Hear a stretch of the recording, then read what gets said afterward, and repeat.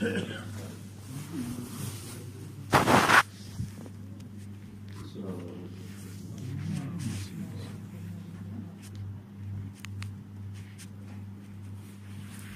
لله وكفى وسلام على عباده الذين اصطفى أما بعد فأعوذ بالله من الشيطان الرجيم بسم الله الرحمن الرحيم كل نفس ذائقة الموت ثم إلينا ترجعون قال النبي صلى الله عليه وسلم حب الدنيا رأس كل خطيئة أو كما قال عليه الصلاة والتسليم رب اشرح لي صدري ويسر لي أمري واحلل عقدة من لساني يفقهوا قولي سبحانك لا علم لنا إلا ما علمتنا إنك أنت العليم الحكيم إن الله وملائكته يصلون على النبي يا أيها الذين آمنوا صلوا عليه وسلموا تسليما اللهم صل على محمد عبدك ورسولك وصل على المؤمنين والمؤمنات والمسلمين والمسلمات صدق الله العظيم وصدق رسوله النبي الكريم ونحن على ذلك لمن الشاهدين والشاكرين والحمد لله رب العالمين. اللہ رب العزت کا بے حد کرم اور احسان ہے. اللہ تعالیٰ نے ہمیں اپنی آخرت کی فکر کے ساتھ اصلاح کی فکر کے ساتھ مل بیٹھنے کا یہ موقع عطا فرمایا. اللہ تعالیٰ ہم سب کے اس مل بیٹھنے کو قبول فرمائے اور اسے اپنی رضا کا ہماری اصلاح کا ذریعہ بنائے. اس دنیا کی زندگی میں انسان کو جو اللہ نے یہاں بھیجا ہے تو ایک با مقصد زندگی دے کر بھیجا ہے. بے مقصد دنیا کے اندر نہیں بھیجا. اور وہ مقصد کیا ہے؟ وہ مقصد یہ ہے کہ یہاں آ کر یہ آخرت کی تیاری کرے اور آخرت کی تیاری کر کے یہ اللہ کے بعد واپس چلا جائے. لیکن اس دنیا کے اندر اکثر یہ دیکھا جاتا ہے کہ ہم دنیا کی تیاریوں میں تو لگے رہتے ہیں، دنیا کے ساز و سامان کو جمع کرتے ہیں، بڑے سے بڑا مکان بناتے ہیں، بڑی سے بڑی تجارت کرتے ہیں، اچھی ملازمت کرتے ہیں. لیکن جس مقصد کے لیے اللہ نے ہمیں یہاں پر بھیجا ہے، اپنی عبدیت کے لیے، غلامی کے لیے، آخرت کی تیاری کے لیے، اس کا ہم فکر اور اہتمام نہیں کرتے. آج یہ چیز ہماری زندگیوں کے اندر واضح نظر آتی ہے. ایک صحابہ تھے کہ صحابہ کو دیکھ کر یہ محسوس ہوتا تھا کہ اس دنیا میں یہ رہتے تو ہیں لیکن اس دنیا سے ان کا تعلق نہیں ہے. اس طرح سے دنیا سے وہ بیگانہ رہتے تھے. اور ایک ہم ہے کہ ہمیں دیکھ کر یہ محسوس نہیں ہوتا کہ ہمیں کہیں سفر کر کے آگے بھی جانا ہے، بلکہ لگتا ہے کہ جیسے ہمیشہ ہم نے یہیں رہنا ہے. اور یہ بھائی ہماری ایک غفلت ہے، کیونکہ موت انسان کے سروں پر مسلط ہے.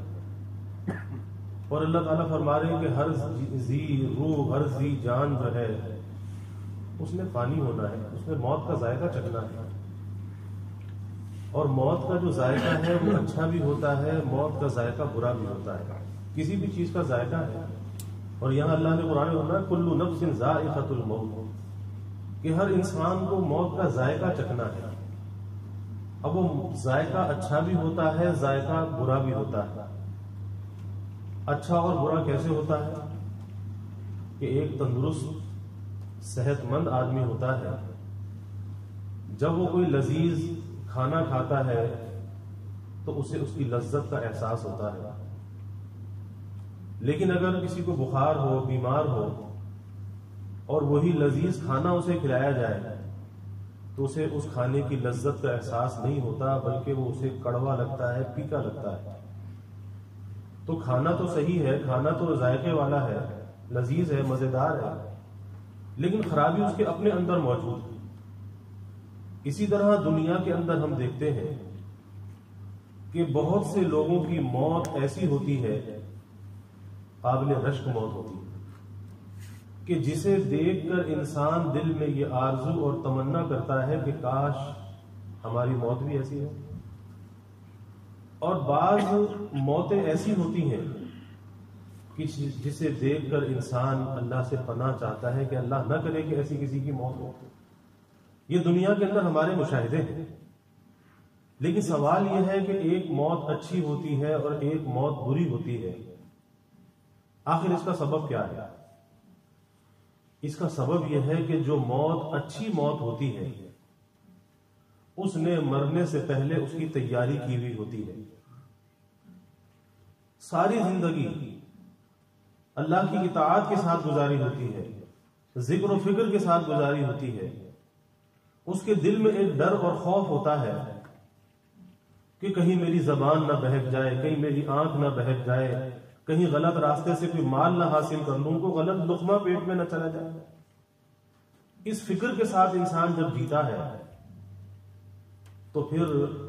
اللہ بھی اس بندے کو تنہا نہیں چھوڑتا، اور جب اس کی موت کا وقت آتا ہے تو اللہ کی مدد اس کے دستگیر ہوتی ہے، اس کے دامنگیر ہوتی ہے۔ اور ایسا شخص جو دنیا کی زندگی میں ماحول سے لڑتا رہا، لذات اور شہوات سے لڑتا رہا، نفس و شیطان سے لڑتا رہا، کس لیے؟ اللہ کو راضی کرنے کے لیے۔ پیش نظر ایک ہی بات تھی کہ میرا اللہ راضی ہو جائے، ایک ہی چیز پیش نظر تھی، اللہ راضی ہو جائے۔ اس کے لیے وہ نفس و شیطان سے مقابلہ کرتا رہا، ماحول سے مقابلہ کرتا رہا، اور لذات و شہوات کے پیچھے نہیں بھاگا، بلکہ ہر قدم پہ اللہ کی رضا کو پیش نظر رکھا۔ تو کیا اللہ ایسے بندے کو تنہا چھوڑ دے گا؟ کیا ایسے بندے کا اللہ مددگار نہیں ہوگا؟ یہی وجہ ہے کہ جب اس کی موت کا وقت آتا ہے تو پھر اللہ کی مدد اس کے شامل حال ہوتی ہے۔ اور یاد رکھیے کہ انسان کی جو موت کا وقت ہے، ساری زندگی کا خلاصہ اور ساری زندگی کا نچوڑ ہوتا ہے جو انسان کی موت کا وقت ہوتا ہے۔ اور ہر انسان اپنی زندگی میں اپنی موت کا اندازہ کر سکتا ہے کہ اس کی موت کیسی ہوگی۔ اگر اپنی موت کا اندازہ کرنا ہے، انسان اپنی زندگی کو دیکھ لے، کیونکہ اللہ کے حبیب صلی اللہ علیہ وسلم نے یہ بات فرمائی۔ آپ نے فرمایا کہ جیسے تمہاری زندگی ہوگی ویسے تمہاری موت ہوگی، اور جیسی تمہاری موت ہوگی ویسے تم اللہ کے سامنے کھڑے کیے جاؤ گے۔ تو اگر کوئی اپنی موت کا اندازہ کرنا چاہتا ہے تو آج اپنی موت کا اندازہ کر سکتا ہے کہ اس کی موت کیسی موت ہوگی۔ اگر اس کی زندگی میں اللہ کا ذکر ہے، نیکی اور طاعت ہے، اللہ کی نافرمانیوں سے بچنے کا اہتمام ہے، تو پھر یقیناً اس کی موت اچھی موت ہوگی، کیونکہ وہ موت کا جو وقت ہے وہ ساری زندگی کا نچوڑ اور خلاصہ ہے۔ اور اگر اس کی زندگی کے اندر یہ نیکی نہیں ہے، یہ تقوی نہیں ہے، وہ نفس و شیطان سے لڑتا نہیں ہے، بلکہ اپنے آپ کو خواہشات کا تابع بنا دیتا ہے، شہوات اور لذات کا تابع بنا دیتا ہے، تو پھر جن کاموں کے اندر اور جن کرتوتوں کے اندر زندگی گزرتی ہے، پھر موت کے وقت وہی کیفیات انسان پہ غالب آتی ہیں، اور وہ بری کیفیات ایسی ہوتی ہیں کہ اللہ بچائے، اللہ محفوظ رکھے، کہ وہ بری کیفیات، وہ برے احوال، برے خاتمے کا ذریعہ بن جاتے ہیں۔ اور ایک نہیں بے شمار ایسے واقعات ہیں کہ ایک شخص تھا، کم تولا کرتا تھا۔ پہلے زمانے میں، آج کل تو یہ ڈیجیٹل تراز آ گئے، ویٹ اسکیل، ترازو، پہلے وہ اٹھا کر ہاتھ سے تولا کرتے تھے، اس میں سوئی ہوتی تھی۔ اب وہ شخص جو ہے کم تولا کرتا تھا۔ جب اس کی موت کا وقت آیا، اب اسے کلمے کی تلقین کرتے ہیں، اور ہونا بھی یہ چاہیے کہ جب اندازہ ہو کہ کسی کی رخصتی کا وقت قریب ہے تو پھر اس کا طریقہ یہ ہے کہ بھائی اس کے پاس بیٹھ کر کلمے کا اور اللہ کے ذکر کا ورد شروع کر دو۔ اسے مجبور نہ کرو کہ تو کلمہ پڑھ، یہ نہیں کہنا چاہیے، بلکہ اس کے پاس بیٹھ کر کلمے کا اور ذکر کا ورد شروع کر دینا چاہیے، اور اس میں وہ خود بھی پڑھ لے، کیونکہ نہ معلوم وہ کس حالت کے اندر ہے، کس تکلیف کے اندر ہے، اور موت کا جو وقت ہوتا ہے وہ سخت جاں کنی کا عالم ہوتا ہے کہ رگ رگ سے اس کی روح کو نکالا جاتا ہے، سخت جاں کنی کا عالم ہوتا ہے۔ ایک سوئی کی تکلیف انسان برداشت نہیں کرتا، کانٹے کی تکلیف برداشت نہیں کرتا، تو جب اس کی رگ رگ سے روح کو نکالا جائے اس وقت کیا کیفیت ہوتی ہوگی؟ تو اس لیے اس کے پاس بیٹھ کر کلمے کا ورد شروع کر دو، اور امید ہے کہ وہ بھی کلمہ پڑھے گا، ایمان پر خاتمہ ہو جائے گا۔ اب اسے کلمے کی تلقین کی جاتی ہے، لیکن وہ کہتا ہے کہ میرے حلق میں، میری زبان میں وہ ترازو کی جو سوئی ہے وہ اٹکی ہوئی ہے، اللہ کا نام زبان پہ نہیں آتا، اور اسی طرح سے دنیا سے چلا گیا۔ اب کیا تھا کہ زندگی میں جو اعمال ہوتے ہیں موت کے وقت وہی احوال ہوتے ہیں۔ وہ سارے اچھے عمل ہیں تو اچھے احوال ہوں گے، اور اگر برے عمل ہیں تو برے احوال ہوں گے۔ اور موت جو ہے وہ انسان کی زندگی کا ایک عکاس اور نمونہ ہوتی ہے کہ جو کچھ زندگی میں کر رہا ہوتا ہے موت کے وقت وہی کیفیات اس پر عود کراتی ہے۔ ایک شخص کا واقعہ آتا ہے کہ کسی لڑکے کی محبت میں گرفتار تھا،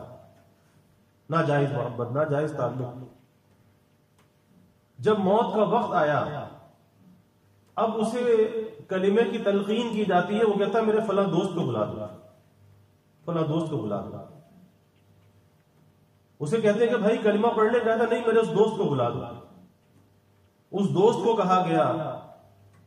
کہ بھائی تجھے وہ یاد کر رہا ہے، وہ حالت اس کی غیر ہے، مرنے کے وہ قریب ہے، آ کر اپنی شکل اس کو دکھا دے۔ اس نے کہا اچھا میں آتا ہوں۔ وہ وہاں سے چلا، لیکن راستے میں اسے غیرت آئی، حیا آئی کہ لوگ نہ معلوم کیا کہیں گے، راستے سے لوٹ گیا کہ میں نہیں جاتا۔ تو جب اسے اس بات کی اطلاع دی گئی کہ بھائی وہ آ رہا تھا لیکن راستے سے واپس چلا گیا، بس ایک آہ نکلی اور روح پرواز کر گئی، اللہ کا نام زبان پہ نہ آ سکا۔ تو یہ زندگی کسی کھیل اور تماشے کا نام نہیں ہے، یہ زندگی آخرت کی تیاری کا نام ہے، اور ہم میں سے ہر شخص کو سوچنا چاہیے کہ آخرت کی ہم کیا تیاری کر رہے ہیں، کتنا نیکی کا اہتمام کر رہے ہیں۔ یاد رکھیے کہ ہمارے مرنے کے بعد جو کچھ ہم چھوڑ جائیں گے ہماری اولاد اس پر عیش تو کرے گی، لیکن کسی کو یہ توفیق نہیں ہوگی کہ وہ ایک پینی، ایک پاؤنڈ ہمارے نام پر کہیں اللہ کے راستے میں خرچ کر دے، کسی کو توفیق نہیں ہوگی۔ آج انسان جمع کر کر کے تو رکھتا ہے، کس لیے؟ جی اولاد کے لیے، کہ اولاد کے کام آئے گا، لیکن اپنے لیے خرچ نہیں کرتا، اپنی ذات پہ خرچ نہیں کرتا، بس جمع کر کر کے رکھتا ہے۔ اسی لیے حدیث میں آتا ہے کہ جمع تو یہ کرتا ہے، عیش اس کی اولاد کرتی ہے، لیکن کل قیامت کے دن حساب اس کو دینا پڑے گا، کیونکہ جمع اس نے کیا تھا، حساب اس کو دینا پڑے گا، عیش دوسرے کریں گے۔ لیکن آج ہمیں اپنی آخرت کی فکر نہیں ہے۔ یہی وجہ ہے اگر ہم اپنی زندگیوں کا جائزہ لیں اور ہم ذرا موازنہ کریں، اور ہمارا یہ بیٹھنا بھائی فکر کے لیے ہے، یہ کوئی واضح و نصیحت تو نہیں ہے، نہ میں اس کا اہل ہوں، بس ایک آپس کا تبادلہ خیال ہے۔ اگر ہم جائزہ لیں کہ آج اگر ہمارے گھر میں کوئی شادی ہو جاتی ہے تو آدمی اپنے نام کے لیے قرض لے کر بھی خرچ کرتا ہے، کس لیے؟ کہ جی نام جو ہے وہ رہنا چاہیے، ہمارا نام بلند رہنا چاہیے، ہاں جی فلاں نے ایسی شادی کی تھی۔ یہی وجہ ہے کہ آج شادیوں کو ہم نے مشکل بنا دیا۔ شریعت میں جو کام جتنا آسان تھا آج اس کو اتنا مشکل بنا دیا۔ تو شادی کے لیے، دنیا کے کاموں کے لیے انسان کی جیب کے اندر وسعت آ جاتی ہے، یہاں تک کہ قرض لے کر بھی خرچ کرتا ہے کہ بھائی چلو لے لو قرض، لیکن جو ہے نام تو پیچھے نہ ہو، نام تو نہ چھوٹا ہو۔ اور جب کہیں اللہ کے راستے میں خرچ کرنے کا معاملہ آتا ہے تو جیبیں تنگ ہو جاتی ہیں، اور پھر سوچنے لگتے ہیں کہ کہاں سے دیں، حالات ایسے ہیں، حالات ویسے ہیں۔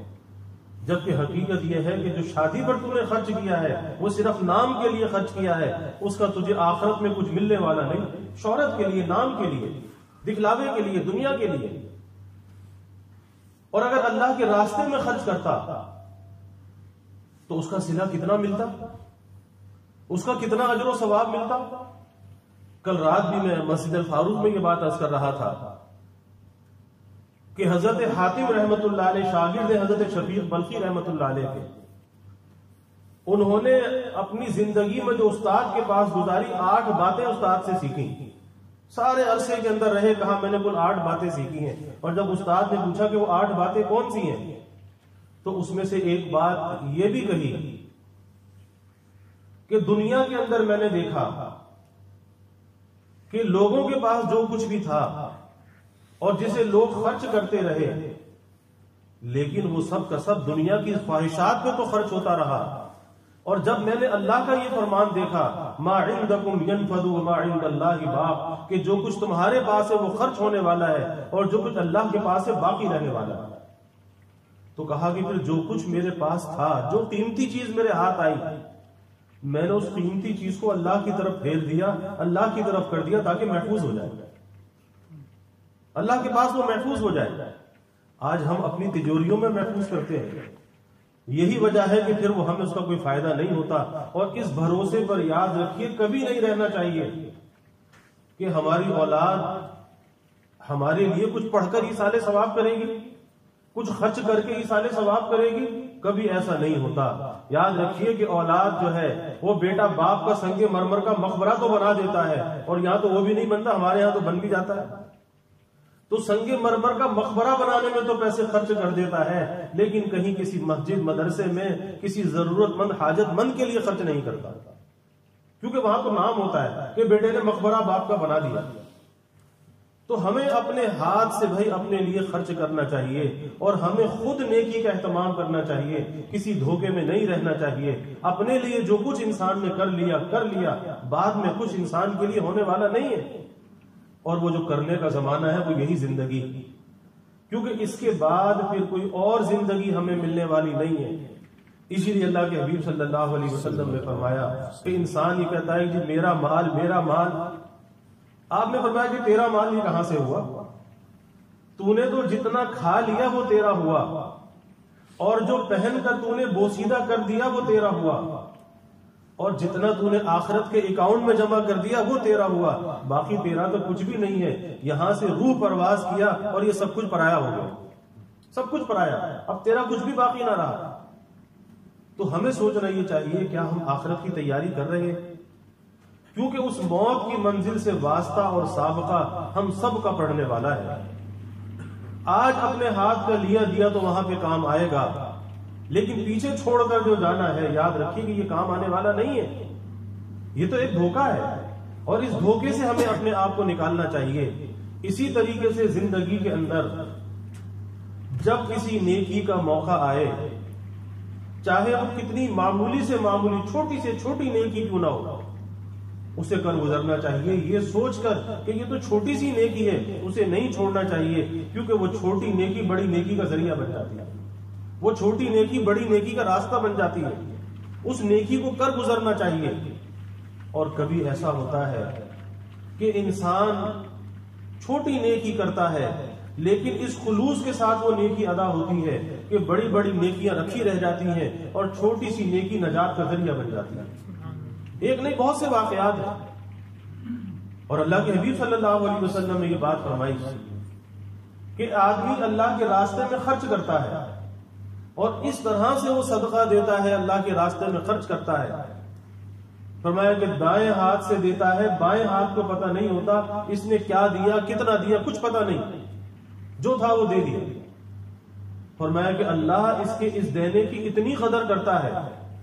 کہ کل قیامت کے دن یہ شخص اللہ کے عرش کے سائے میں ہوگا، جس دن اس سائے کے علاوہ کوئی سایہ نہیں ہوگا۔ کتنی اللہ قدر کرتا ہے۔ اسی طرح حدیث شریف میں آتا ہے کہ ایک آدمی اللہ کے راستے میں صدقہ دیتا ہے، ایک درہم دیتا ہے، ایک کھجور دیتا ہے، اور وہ اخلاص کے ساتھ دیتا ہے، اللہ کی رضا کے لیے دیتا ہے۔ آج اگر کوئی کام ہم کرتے تو نام کے لیے کرتے، شہرت کے لیے کرتے کہ جی فلاں نے اتنا کیا، فلاں نے اتنا کیا، تو یاد رکھیے کہ یہ نام کے لیے نہیں کرنا چاہیے، اللہ کے لیے کرنا چاہیے، اور خاموشی کے ساتھ کرنا چاہیے، کیونکہ صلہ اللہ سے لینا ہے، صلہ بندوں سے نہیں لینا۔ صلہ اللہ دے گا، بندے ہمیں کیا صلہ دے سکتے ہیں؟ مخلوق ہمیں کیا صلہ دے سکتی ہے؟ صلہ تو خالق اور مالک سے لینا ہے، لیکن وہ صلہ مالک اور خالق سے جب ملتا ہے کہ وہ عمل خالص اس کی رضا کے لیے کیا جائے، جس میں نام، شہرت، دکھلاوا کچھ بھی نہ ہو، اس طرح سے اللہ کے راستے میں دیا جائے کہ جب بندہ اللہ کے نام پر اللہ کے راستے میں دیتا ہے تو حدیث میں آتا ہے کہ اللہ اسے اپنے دائیں ہاتھ میں دیتا ہے، اور وہ جیسے کہ اس کے شایان شان ہے، وہ تو اعضاء سے پاک ہے، اور پھر اللہ اس کی پرورش کرتا ہے، اس کو بڑھاتا ہے، یہاں تک کہ قیامت کے دن جب یہ جائے گا تو احد پہاڑ کے برابر اس کا ثواب پائے گا۔ یہ دیکھ کر خود حیران ہو جائے گا کہ یہ کس چیز کی نیکیوں کا صلہ ہے، کون سی نیکی کا صلہ ہے۔ اسے بتایا جائے گا کہ تو نے جو اللہ کے راستے میں خرچ کیا تھا یہ اس کا صلہ ہے، اللہ نے اس کو بڑھایا ہے، اور آج بڑھ کر وہ اتنا ہو گیا کہ احد پہاڑ کے برابر تجھے نیکیاں مل رہی ہیں، لیکن شرط یہ کہ اپنی زندگی کے اندر کر جائے گا۔ اور یہ سب کچھ کرنا جو ہے، یہ ہمارا نماز، روزہ، حج، زکوٰۃ، صدقہ، خیرات، یہ جو کچھ بھی ہے، اور ہمارا اللہ کی مخلوق کے ساتھ بھلائی کرنا، ہمارا اپنی ذات کو اللہ کی نافرمانی اور گناہوں سے بچانا، یہ کیا ہے؟ آخرت کی تیاری ہے، اس قبر کی تیاری ہے، یہ موت کی تیاری ہے۔ اور ہم میں سے ہر شخص موت کی تیاری کے مرحلے سے گزر رہا ہے۔ اب جس کے ذہن کے اندر یہ فکر ہے اس کے لیے تیاری آسان بھی ہے، وہ مشکل نہیں ہے، اور جو بے فکری کے ساتھ زندگی کو گزار رہا ہے پھر اپنی اس منزل کو وہ کھوٹا کر رہا ہے۔ ابھی ہمارے اپنے اختیار میں ہے، اس موت کی منزل کو کھوٹا کر لیں یا اس موت کی منزل کو کھڑا کر لیں، کیونکہ سب سے پہلی منزل انسان کے لیے قبر ہے۔ حضرت عثمان ابن عفان رضی اللہ تعالی عنہ فرماتے تھے جب کسی قبر کو دیکھتے تھے تو زار و قطار ہوتے تھے، اور فرمایا کرتے تھے کہ آخرت کی منزلوں میں پہلی منزل یہ قبر ہے، جس کی یہ پہلی منزل صحیح ہو گئی اس کی آگے کی منزلیں بھی صحیح ہوں گی، اور جس کی یہ پہلی منزل بگڑ گئی آگے کی منزلیں بھی اس کی بگڑ جائیں گی۔ تو بھائی سوچنا چاہیے، اس کی تیاری کرنی چاہیے، ہمیں کسی دھوکے کے اندر نہیں رہنا چاہیے، کیونکہ آج دنیا کی فکر تو ہے، آج آخرت کی فکر نہیں ہے۔ یہی وجہ ہے کہ یہ وقت جو زندگی کا سب سے قیمتی سرمایہ ہے، اس وقت سے قیمتی سرمایہ کوئی ہو نہیں سکتا۔ آج اس وقت کو کن چیزوں کے اندر ضائع کر رہے ہیں؟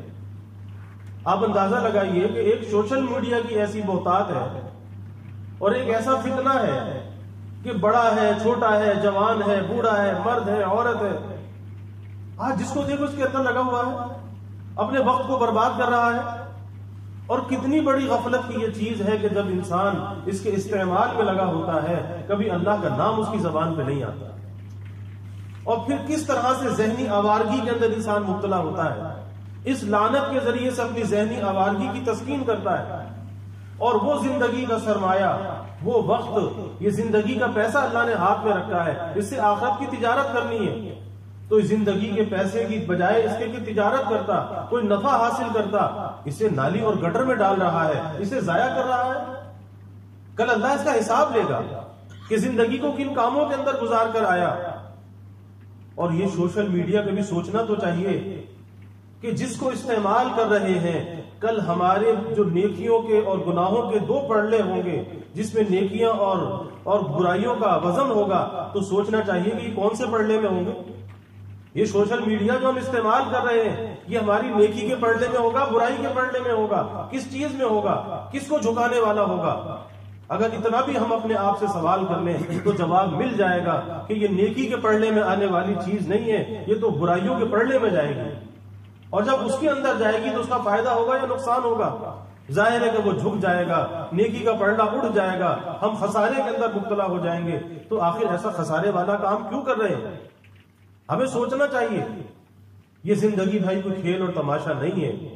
اور موت کی سختی وہ سختی ہے کہ جس سے انبیاء نے بھی پناہ مانگی ہے، موت کی سختی سے پناہ مانگی گئی۔ اور دنیا کی زندگی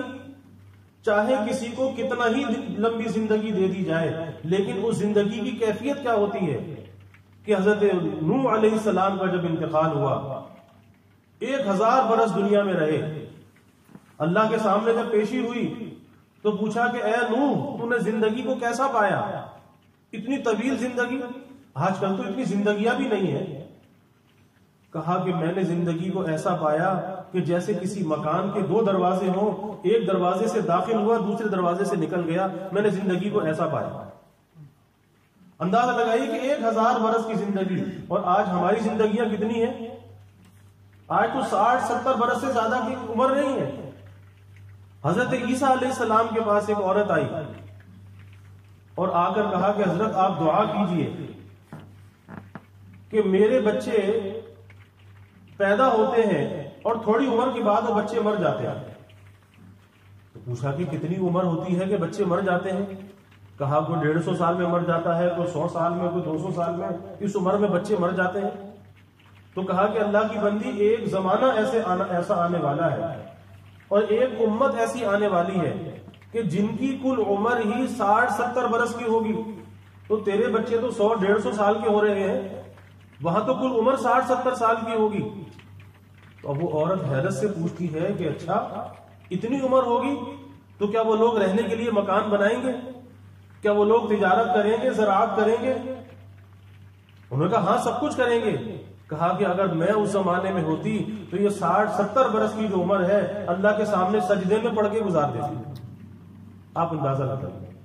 تو بھائی ہمیں اس سرمایہ کی قدر کرنی چاہیے، اور یہ جو ناقدری ہے، ناشکری ہے، نعمت کا جو کفران ہے، یاد رکھیے کہ یہ پکڑ اور سزا کا ذریعہ بن جاتا ہے۔ اور پھر کس کی نعمت کا کفران ہے؟ آج ہم کسی انسان کی نعمت کا کفران نہیں کرتے، اللہ کی نعمت کا کفران کر رہے ہیں، اور کل اس اللہ نے ہم سے حساب بھی لینا ہے۔ ثم لتسألن یومئذ عن النعیم، ایک ایک نعمت کے بارے میں سوال ہوگا۔ اس لیے ہمیں سوچنا چاہیے کہ کل اللہ کو کیا جواب دیں گے، کل اللہ کے سامنے کھڑا ہونا ہے، اور اس موت کی منزل سے، موت کے ذائقے سے ہم نے گزرنا ہے۔ اللہ نہ کرے کہ موت کا ذائقہ خراب ہو، اور ایسی ایسی قابل رشک اموات ہوتی ہیں۔ ابھی گزشتہ سال میں میری والدہ کا انتقال ہوا۔ یہ کیفیت تھی کہ رمضان میں ایک دن میں ایک قرآن پاک کی تلاوت کرتی تھی۔ عام دنوں کے اندر معمولی بات تھی 15-15 20-20 پارے کی تلاوت۔ آج تو خواتین سے تلاوت نہیں ہوتی، نہ مردوں سے تلاوت ہوتی ہے۔ اللہ کی یاد دلوں کے اندر نہیں ہے۔ اور جب بیماری تھی، موت کا وقت آیا، آخری رات تھی، تو ساری رات قرآن پاک کی آیت پڑھ رہی ہے، یا ایتھا النفس المطمئنہ ارجعی الی ربک راضیۃ مرضیہ فادخلی فی عبادی وادخلی جنتی۔ ساری رات یہ آیت پڑھتے پڑھتے گزارتی۔ پھر کبھی پڑھتی تھی، کچھ بھول جاتی تھی، کہتی تھی آگے کیا ہے، پھر آگے بتاتے تھے، پھر پڑھنا شروع کر دیتی تھی۔ تو بھائی جو اللہ کی یاد کے ساتھ زندگی گزارتا ہے، پھر جب موت کا وقت آتا ہے پھر بشارتوں کے ساتھ جاتا ہے۔ پھر اس سے کہا جاتا ہے کہ چل اطمینان والی جان، چل اپنے رب کی طرف، اس حال میں چل کے تو اللہ سے راضی، اللہ تجھ سے راضی، بشارتوں کے ساتھ جاتا ہے۔ پھر اسے کہا جاتا ہے ان الذين قالوا ربنا الله ثم استقاموا تتنزل عليهم الملائكة الا تخافوا ولا تحزنوا وابشروا بالجنة التي كنتم توعدون۔ لیکن شرط کیا ہے؟ ان الذين قالوا ربنا الله ثم استقاموا، کہ جنہوں نے کہا کہ ہمارا رب اللہ ہے اور اس پر جمے رہے، ڈٹے رہے، یعنی زندگی اللہ کے حکموں کے تابع گزاری۔ پھر جب موت کا وقت آتا ہے تو بشارتوں کے ساتھ دنیا سے جاتے ہیں، فرشتوں کا نزول ہوتا ہے، بشارتیں دی جاتی ہیں کہ چل اپنے رب کی طرف اور اس جنت میں داخل ہو جس جنت کا اللہ نے تجھ سے وعدہ کیا تھا۔ تو ہمیں سوچنا چاہیے کہ ہماری زندگی ایسی ہے کہ موت کے وقت ہمیں یہ بشارتیں ملیں گی، اور اگر نہیں ہے تو آج ہمارے پاس وقت ہے، راستہ ہے کہ ہم اللہ کے سامنے توبہ کر لیں، پکی سچی توبہ کر لیں، اور اللہ کے بن کر زندگی گزاریں، اللہ کی نعمتوں کی قدردانی کے ساتھ زندگی گزاریں۔ بھائی حساب تو دینا ہے، اگر قدردانی کریں گے تو فائدہ ہوگا، اور ناقدری کریں گے تو سزا بھی ملے گی، اور اس سزا کا تحمل ہمارے اندر نہیں ہے۔ تو اس لیے بھائی ہمیں اپنی موت کی تیاری کرنی چاہیے۔ اور اللہ کے حبیب صلی اللہ علیہ وسلم نے فرمایا کہ لذتوں کو قطع کرنے والی چیز موت کو کثرت سے یاد کیا گیا۔ تو ہمیں تو اس کی تعلیم دی جا رہی ہے کہ اس موت کو یاد رکھو، اس کو بھولو مت، اس کی تیاری کرو۔ اور اللہ کے حبیب صلی اللہ علیہ وسلم نے فرمایا کہ جو اللہ سے ملاقات کو پسند کرتا ہے اللہ اس کی ملاقات کو پسند کرتا ہے، اور جو اللہ سے ملاقات کو پسند نہیں کرتا پھر اللہ بھی اس کی ملاقات کو پسند نہیں کرتا۔ تو کیا موت کی رغبت ہمارے دلوں کے اندر ہے؟ موت کی چاہت ہمارے دلوں میں ہے؟ کیونکہ حدیث میں آتا ہے کہ موت ایک ایسا پل ہے کہ جو دوست کو دوست سے ملا دیتا ہے، کہ اللہ سے ملاقات کا کوئی ذریعہ ہے تو موت ایک راستہ ہے، موت ایک ذریعہ ہے، اس لیے ہمیں اسے اللہ سے ملاقات کا ذریعہ بننا چاہیے اور اللہ کو راضی کر کے زندگی گزارنی چاہیے۔ اور پھر دنیا کے اندر اس کے فرق پتہ چلتے ہیں کہ ایک بادشاہ اپنے محل سے نکلا، لاؤ لشکر کے ساتھ نکلا، اچانک ایک شخص مجمع کے اندر آیا، مجمع کو چیرتا ہوا بادشاہ کے پاس پہنچا اور کہا کہ اپنا کان میرے قریب کیجئے، مجھے آپ سے کوئی بات کرنی ہے۔ اسے کہا کہ آپ کہیں کہا نہیں، کان قریب کرو۔ اتنا روب تھا کہ بادشاہ نے اپنا کان قریب کیا۔ اب عالی شان لباس میں ہے، عالی شان گھوڑے پر ہے، لاؤ لشکر اس کے ساتھ ہے، بس کان میں اتنی سی بات کہی کہ ملک الموت ہوں اور تمہاری روح قبض کرنے کے لیے آیا ہوں۔ بادشاہ کا رنگ زرد پڑ گیا، بدن پہ کپ کپی طاری ہو گئی۔ کہا کہ اچھا تھوڑی تو مہلت دے دو کہ اپنے محل میں جا کر بیوی بچوں پر تو ایک نظر ڈال لوں، اپنے مال و اسباب پر تو ایک نظر دیکھ لوں۔ کہا کہ اب مہلت ملنے والی نہیں۔ اور اسی طرح نیک بندے کی موت کیسی ہوتی ہے کہ ایک اللہ والے جا رہے تھے، راستے میں ایک شخص آیا، آ کر کہا کہ ملک الموت ہوں، آپ کی روح قبض کرنی ہے۔ کہا کہ بسم اللہ، جلدی کیجئے، میں تو آپ کے انتظار میں تھا کہ اس قفس سے جان چھوٹے گی تو محبوب سے ملاقات نصیب ہوگی، میں تو آج کے دن کے انتظار میں تھا۔ تو بھائی ہمیں اس دن کا انتظار کرنا چاہیے، اور اس دن کا انتظار کیا ہے، اس کی تیاری میں لگ جانا چاہیے۔ موت کی یاد کیا ہے کہ اس کی تیاری کے اندر لگ جانا چاہیے۔ موت کی یاد یہ نہیں کہ تسبیح لے کے موت موت پڑھنا شروع کر دے،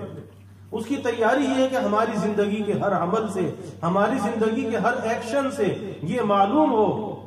کہ یہ دنیا والا نہیں ہے، یہ آخرت والا ہے، اور یہ اپنے سفر کو آخرت کی طرف طے کر رہا ہے۔ ہمارے ہر عمل سے ایسا ظاہر ہونا چاہیے۔ اور یہ دنیا کی لذتیں جو ہمیں اللہ سے دور کر رہی ہیں، ہماری موت کو کھوٹا کرنے کا ذریعہ بن رہی ہیں، یاد رکھیے کہ یہ لذتیں کوئی لذتیں نہیں ہیں،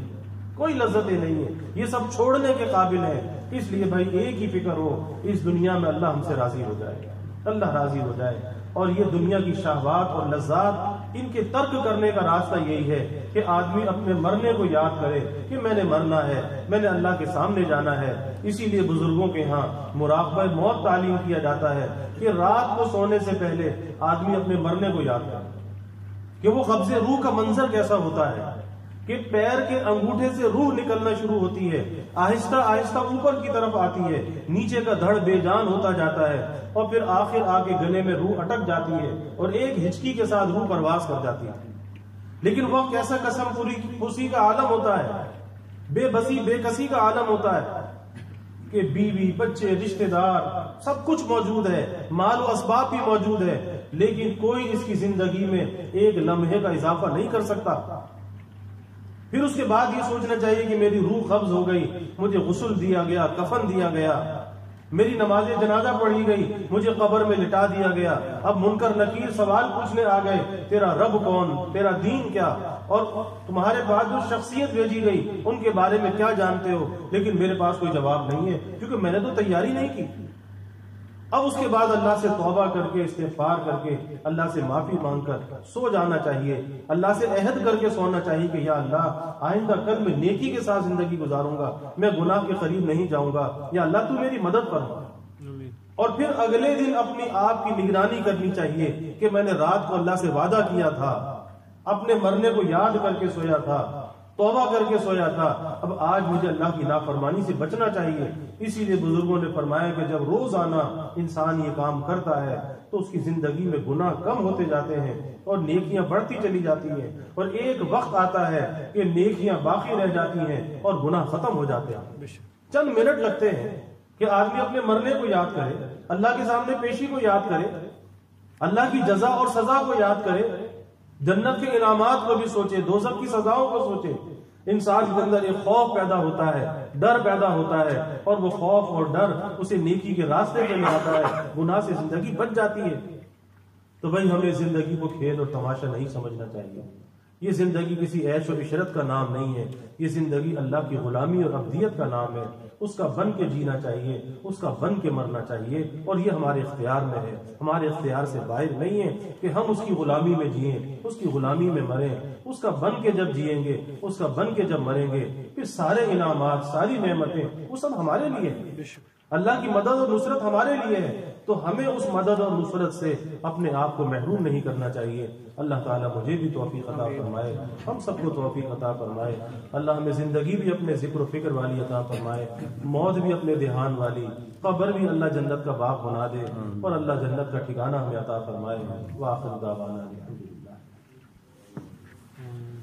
الحمدللہ رب العالمین والعاقبۃ للمتقین والصلاة والسلام على أشرف الأنبياء والمرسلين اللهم صل على سيدنا ومولانا محمد وعلى آل سيدنا ومولانا محمد صلاة تنجينا بها من جميع الأحوال والآفات وتقضي لنا بها جميع الحاجات وتطهرنا بها من جميع السيئات وترفعنا بها عندك أعلى الدرجات وتبلغنا بها أقصى الغايات من جميع الخيرات في الحياة وبعد الممات إنك على كل شيء قدير اللهم رب الحل والحرام ورب المشعر الحرام ورب البيت الحرام ورب الركن والمقام أبلغ بروح سيدنا ومولانا محمد منا السلام ربنا آتنا في الدنيا حسنة وفي الآخرة حسنة وقنا عذاب النار ربنا أتمم لنا نورنا واغفر لنا إنك على كل شيء قدير ربنا لا تزغ قلوبنا بعد إذ هديتنا وهب لنا من لدنك رحمة إنك أنت الوهاب ربنا ظلمنا أنفسنا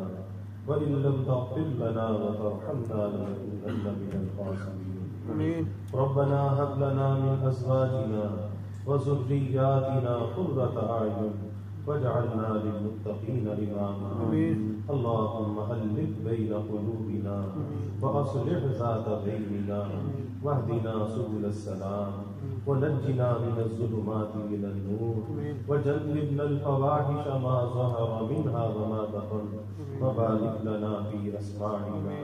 وأبصارنا وقلوبنا وأزواجنا وذرياتنا وتب علينا إنك أنت التواب الرحيم واجعلنا شاكرين لنعمتك مثنين بها قابليها وأتمها علينا اللهم زدنا ولا تنقصنا وأكرمنا ولا تهنا وأعطنا ولا تحرمنا وآثرنا ولا تؤثر علينا وأرغنا وارض عنا وأرغنا وارض عنا اللهم إنا نعوذ بك من جهد البلاء ودرك الشقاء وسوء القضاء وشماتة الأعداء اللهم إنا نعوذ بك من زوال نعمتك وتحول عافيتك وفجاءة نقمتك وجميع سخطك اللهم اغفر ذنوبنا واستر عيوبنا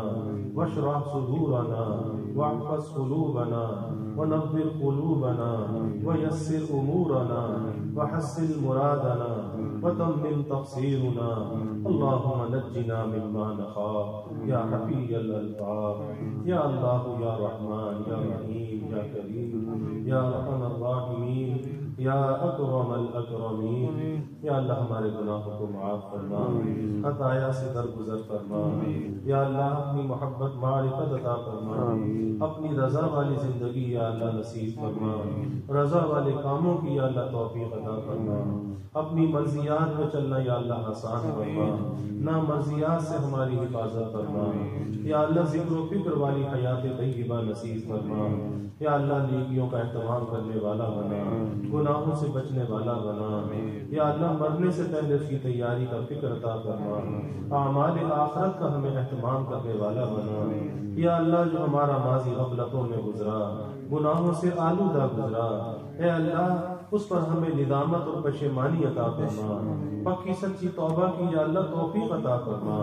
یا اللہ اپنے حال کی نگہبانی کی توفیق عطا فرما، یا اللہ ہمارے مستقبل کو تابناک بنا، یا اللہ ہماری زندگی کو اپنے ذکر سے آباد فرما، ہمارے دلوں کو اپنی یاد سے آباد فرما، اپنے اغیار سے خالی فرما، اپنی محبت اور معرفت سے لبریز فرما، یا اللہ ہر قسمی ترقیات عطا فرما، یا اللہ غفلت والی زندگی سے حفاظت فرما، غفلت والی موت سے حفاظت فرما، زندگی بھی اپنے استحضار والی عطا فرما، موت بھی اپنے ذکر والی دھیان والی عطا فرما، اپنی ملاقات کا شوق ہمیں عطا فرما، موت سے یا اللہ گھبراہٹ سے ہماری حفاظت فرما، موت کی رغبت ہمارے دلوں میں پیدا فرما، یا اللہ قبر کے اندھیرے سے، قبر کی تنگی سے، یا اللہ قبر کے عذاب سے ہماری حفاظت فرما، یا اللہ ہماری قبروں کو جنت کا باغ بنا، کشادہ فرما، اپنے حبیب صلی اللہ علیہ وسلم کی شفاعت نصیب فرما، میدان حشر کی ذلت و رسوائی سے بچا، اے اللہ ستاریت کا معاملہ فرما، یا اللہ جیسے یہاں ستاری فرمائی یا اللہ وہاں بھی ستاری فرما، یا اللہ میرے نہ یہاں پہ رسوا فرما، یا اللہ نہ وہاں پہ رسوا فرما، یا اللہ اپنی ستاریت کی چادر میں ہمیں ڈھانپ لینا، اپنے حبیب کا قرب عطا فرمانا، اپنے حبیب کی شفاعت ہمیں نصیب فرمانا، اپنے حبیب کی شفاعت سے یا اللہ ہمیں جنت کا ٹھکانہ عطا فرما، یا اللہ ہمارے پاس تو کوئی اعمال نہیں ہے، یا اللہ آپ کی بارگاہ میں ہم کیا پیش کر سکتے ہیں، اے اللہ سوائے ندامت کے، پشیمانی کے، یا اللہ ہمارے پاس تو کچھ نہیں، اپنے فضل خاص کا معاملہ فرما، عفو و درگزر کا معاملہ فرما، اپنے حبیب کی شفاعت نصیب فرما، آپ کا قرب عطا فرما، آپ کا جوار اور دیار ہمیں نصیب فرما، یا اللہ غفلت والی زندگی سے حفاظت فرما، غفلت والے اعمال سے حفاظت فرما، یا اللہ ہر قسمی ترقیات سے مالا مال فرما، دنیا مردار کی محبت کو ہمارے دلوں سے نکال دے، آخرت کے فکر کو یا اللہ دلوں میں بیدار فرما دے، یا اللہ سب کے رزق میں، علم میں، عمل میں خیر و برکت فرما، ابواب رزق کشادہ فرما، رزق حلال عطا فرما، آسان عطا فرما، برکت والا عطا فرما، یا اللہ رزق ظاہر بھی عطا فرما،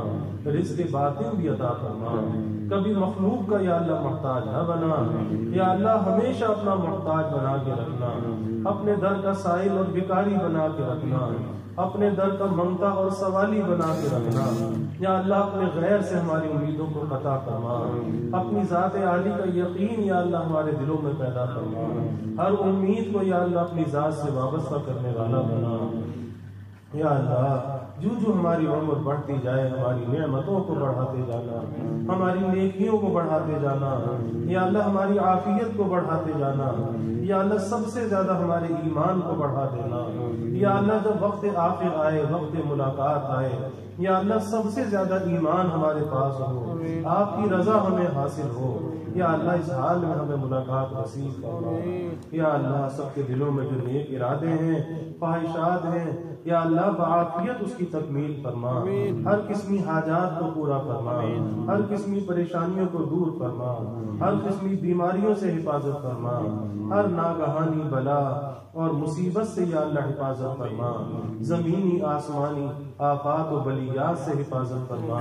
موذی امراض سے یا اللہ حفاظت فرما، یا اللہ اس ادارے کی خاص حفاظت فرما، اسے بے حساب ترقیات سے مالا مال فرما، اس کی مستقبل کی ہر ضرورت کو یا اللہ غیر پورا فرما، یا اللہ اس کی ضروریات کا تو ہی کفیل ہو جا، اپنے مخلص بندوں کے قلوب کو یا اللہ متوجہ فرما، یا اللہ مستقبل کے جو بھی کام ہے اس میں آسانیاں فرما، موانع کو رکاوٹوں کو یا اللہ دور فرما، یا اللہ جو خدمت کرنے والے ہیں ان کی خدمات کو قبول فرما، یا اللہ جو معاونین ہیں ان کے تعاون کو آخرت کے لیے ذخیرہ بنا، یا اللہ ہر قسم کے شرور سے حفاظت فرما، ہر جانب سے حفاظت فرما، یا اللہ ہماری مساجد، مکاتب، مدارس، دینی شخصیات، ہمارے علماء، یا اللہ خانقاہیں دینی جماعتیں سب کی حفاظت فرما، سب کی نصرت فرما، سب کے کاموں میں برکت عطا فرما، سب کی حفاظت فرما۔ یا اللہ ہمیں دین کے ادنا سے خدام میں شامل فرما، ہمیں ہماری نسلوں کو اپنے دین کے لیے قبول فرما۔ یا اللہ اخلاص عطا فرما، نفسانیت سے بچا، اعجاب نفس سے بچا، ہر قسمی ترقیات سے مالا مال فرما۔ یا اللہ ہندوستان کے کشمیر کے مظلوم مسلمانوں کی مدد فرما۔ یا اللہ انہیں ظلم سے نجات عطا فرما۔ یا اللہ اس ظلم سے انہیں آزادی اور نجات نصیب فرما۔ ایسے ظالموں کو یا اللہ تباہ و برباد فرما، بے نام و نشان فرما، نشان عبرت بنا۔ یا اللہ دنیا میں جہاں کہیں بھی مسلمان مظلوم ہیں، یا اللہ سب کے جان، مال، ایمان، عزت آبرو کی حفاظت فرما، گھر بار کی حفاظت فرما، اولاد کی حفاظت فرما۔ یا اللہ ہمیں دین دنیا آخرت کی ہر بلائی عطا فرما، ہر خیر عطا فرما، ہر شر سے فتنے سے حفاظت فرما۔ یا اللہ جو مانگا وہ بھی عطا فرما، جو نہ مانگ سکے وہ بھی عطا فرما، ہمیشہ اپنے سے مانگنے والا بنا۔ یا اللہ ہمیں عافیت دارین عطا فرما، عافیت دائمہ عطا فرما۔ ربنا تقبل منا انك انت السميع العليم وتب علينا انك انت التواب الرحيم وجزا الله عنا محمدا صلى الله عليه وسلم وآله وصلى الله تعالى وسلم على النبي الكريم آمين برحمته.